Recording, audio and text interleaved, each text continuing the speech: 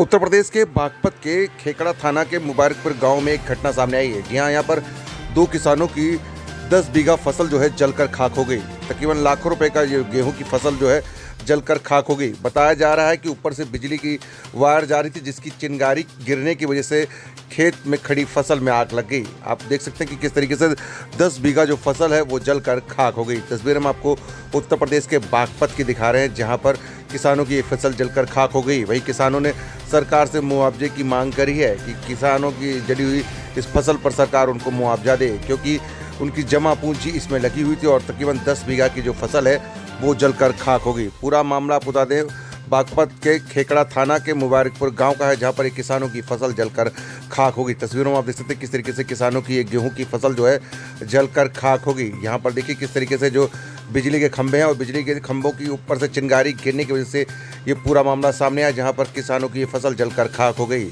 आरसो news की तमाम खबरों को देखने के लिए हमारे यूट्यूब चैनल को सब्सक्राइब करें और ताज़ा तरीन खबरों को पढ़ने के लिए हमारी वेबसाइट www.arsonews.com पर विजिट करें, जहां पर आपको देश दुनिया की तमाम खबरें मिलती हैं।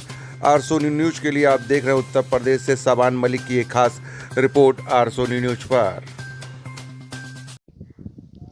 मैं अमित त्यागी रहने वाला मुबारकपुर गांव का हूं। यहाँ हमने देखा कि धुआं जलता हुआ देखा, धुआं निकलता हुआ देखा तो गेहूं में आग लगी हुई है। आग का कारण ये था कि तारों में जो है स्पार्किंग होने की वजह से तार टूट गया और गेहूं में आग लग गई। हम इतने उसको बुझा पाते 10 बीघे का जंगल जलकर राख हो गया। कितने लोग लगे थे या कैसे कैसे आग बुझाई? इसमें कम से कम 50-60 लोग लगे हुए थे और गाँव से ट्रैक्टर मंगाए, जुताई वगैरह की गेहूँ में, तब उसके बाद ही ये संपन्न हो पाया कार्य। अगर हम यहाँ समय से नहीं पहुँचते तो यहाँ सैकड़ों जंगल जो है जलकर बर्बाद हो जाता। और मैं सरकार से दरख्वास्त करता हूँ कि जिन किसानों के नुकसान हुए हैं उन्हें कम से कम मुआवजा दिया जाए। कितनी फसल जली है, कितने किसानों की? 2 किसानों की 10 बीघे फसल जली है।